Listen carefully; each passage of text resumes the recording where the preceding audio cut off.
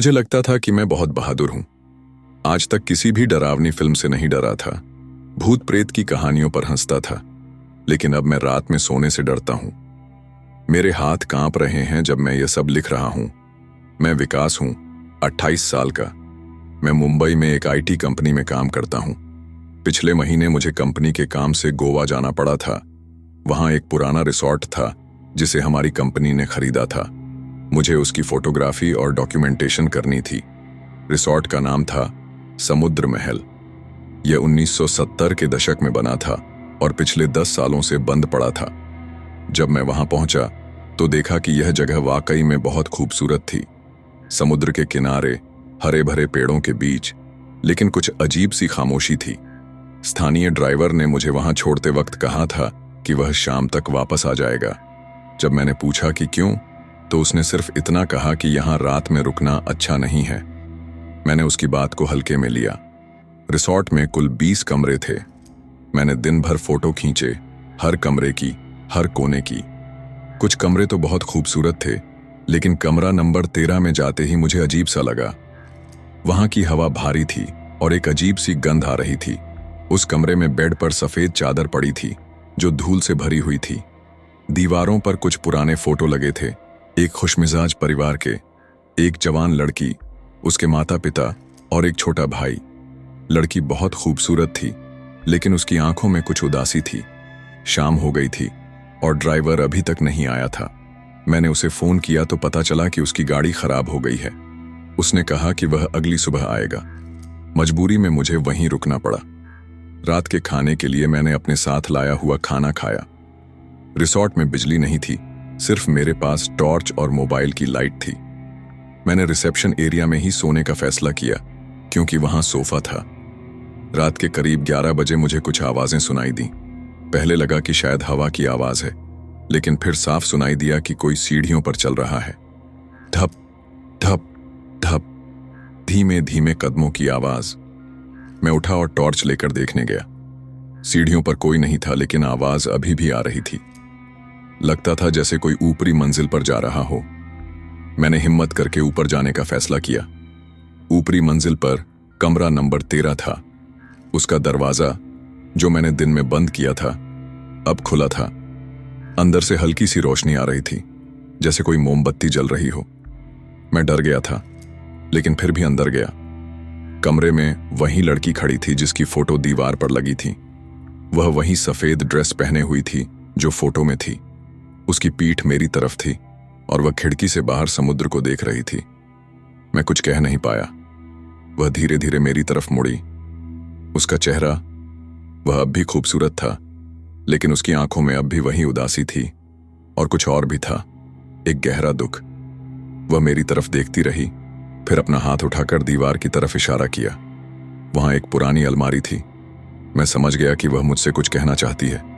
मैं अलमारी के पास गया। उसमें कुछ पुराने कपड़े और कागजात थे। उन कागजों में एक डायरी थी।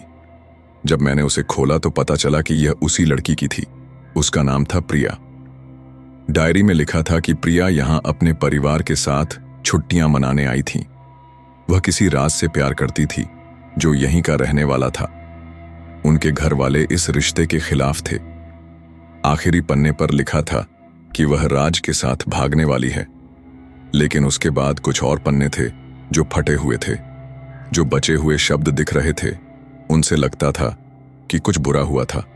मैंने मुड़कर देखा तो वह लड़की अब नहीं थी, लेकिन कमरे में अब भी उसकी मौजूदगी महसूस हो रही थी।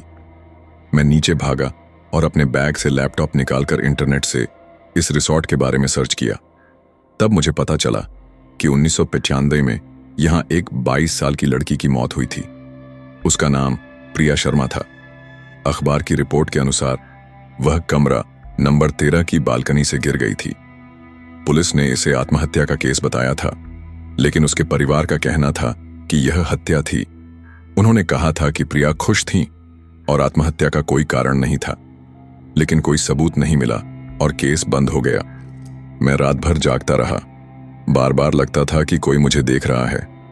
कभी सीढ़ियों पर कदमों की आवाज आती, कभी दरवाजों के खुलने बंद होने की आवाज। अगली सुबह जब ड्राइवर आया तो मैंने उससे प्रिया के बारे में पूछा। उसने बताया कि यह पूरा इलाका उसकी वजह से ही बदनाम है। लोग कहते हैं कि वह आज भी यहां भटकती है क्योंकि उसे न्याय नहीं मिला। ड्राइवर ने यह भी बताया कि प्रिया जिस रात से प्यार करती थी वह दरअसल एक धोखेबाज था। उसने प्रिया से पैसे ऐंठे थे और फिर उसे धोखा दिया था। जब प्रिया को पता चला तो वह बहुत परेशान हो गई थी। उस रात राज ही प्रिया से मिलने आया था। पुलिस का कहना था कि प्रिया ने राज को देखकर ही आत्महत्या की थी, लेकिन राज का कहना था कि जब वह आया तो प्रिया पहले से ही मरी हुई थी। मैं वापस मुंबई आ गया, लेकिन प्रिया की कहानी मेरे दिमाग से नहीं निकली।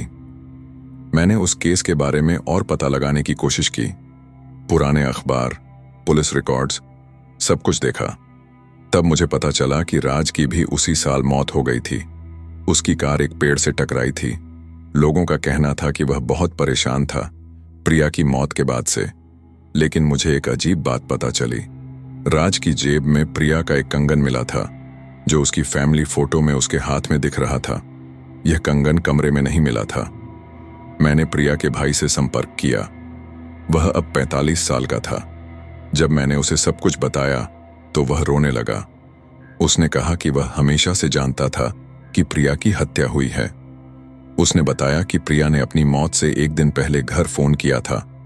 उसने कहा था कि राज ने उसे धमकी दी है, अगर वह उसके साथ नहीं भागी तो वह उसे मार देगा। लेकिन पुलिस ने इन बातों को सीरियसली नहीं लिया था। राज एक रईस आदमी का लड़का था, इसलिए केस दबा दिया गया। मैं उस रिसॉर्ट में दोबारा गया। इस बार मैं प्रिया के भाई को साथ लेकर गया। हमने कमरा नंबर 13 में जाकर पूरी जांच की। बालकनी में हमें कुछ खरोंचे दिखीं, जैसे किसी ने किसी को जबरदस्ती खींचा हो। हमने पुलिस को भी बुलाया। नई जांच शुरू हुई। राज के घर से तलाशी में प्रिया की कुछ और चीजें मिली। उसकी डायरी के फटे हुए पन्ने भी मिले, जिनमें लिखा था कि राज ने उसे मारने की धमकी दी है। केस दोबारा खुला। हालांकि राज मर चुका था, लेकिन सच सामने आ गया। प्रिया की हत्या हुई थी, आत्महत्या नहीं। अब जब मैं उस रिसॉर्ट में जाता हूं तो कमरा नंबर 13 में शांति है। प्रिया दिखती नहीं है अब। शायद उसे अपना न्याय मिल गया, लेकिन कभी कभी रात में मुझे लगता है कि वह मेरे पास आती है, शुक्रिया कहने के लिए। उसकी आत्मा को शांति मिल गई है, लेकिन मैं उसे कभी नहीं भूल सकूंगा। आज भी जब मैं किसी होटल या रिसॉर्ट में जाता हूं तो पहले उसका इतिहास जान लेता हूं। कभी कभी इमारतें सिर्फ इमारतें नहीं होती, वे किसी के दुख की गवाह होती हैं। प्रिया की कहानी ने मुझे सिखाया कि मरे हुए लोग हमेशा चले नहीं जाते। कभी कभी वे तब तक रुकते हैं जब तक उनकी कहानी पूरी नहीं हो जाती। मैं आज भी उस रिसॉर्ट जाता हूं। अब वह दोबारा खुल गया है। कमरा नंबर 13 में अब प्रिया की तस्वीर लगी है, उसकी याद में। मैनेजमेंट ने उसे प्रिया रूम नाम दिया है। हर महीने वहां फूल चढ़ाए जाते हैं। पर्यटक आते हैं उसकी कहानी सुनने। लेकिन अब वह कहानी डरावनी नहीं है, बल्कि एक लड़की के साहस की कहानी है जो मरने के बाद भी अपने लिए न्याय लेकर आई। यह सिर्फ एक कहानी नहीं है, यह सच है, और सच हमेशा अजीब होता है। अगर आपको प्रिया की यह कहानी सच लगी, अगर आपको भी लगता है कि हर मरे हुए इंसान का अपना एक अधूरा किस्सा होता है, तो इस कहानी को आगे बढ़ाइए, शेयर कीजिए, ताकि और लोग भी जान सकें कि कभी कभी भूत प्रेत सिर्फ डराने के लिए नहीं आते, बल्कि अपनी बात कहने के लिए आते हैं। लाइक करना मत भूलिएगा अगर आपको यह कहानी रोमांचित कर गई हो, और हाँ, सब्सक्राइब भी कर दीजिएगा, क्योंकि मेरे पास ऐसी और भी सच्ची कहानियां हैं जो आपकी रूह को हिला देंगी। कमेंट में बताइएगा कि क्या आपके साथ भी कभी कुछ ऐसा हुआ है। क्या आपने भी कभी महसूस किया है कि कोई आपके आसपास है जो दिखता नहीं। बेल आइकॉन भी दबा दीजिएगा ताकि जब भी मैं कोई नई रहस्यमय कहानी लेकर आऊं तो आपको पता चल जाए, क्योंकि यकीन मानिए अभी भी बहुत से प्रिया इस दुनिया में भटक रहे हैं और उनकी कहानियां भी किसी को तो सुनानी होंगी।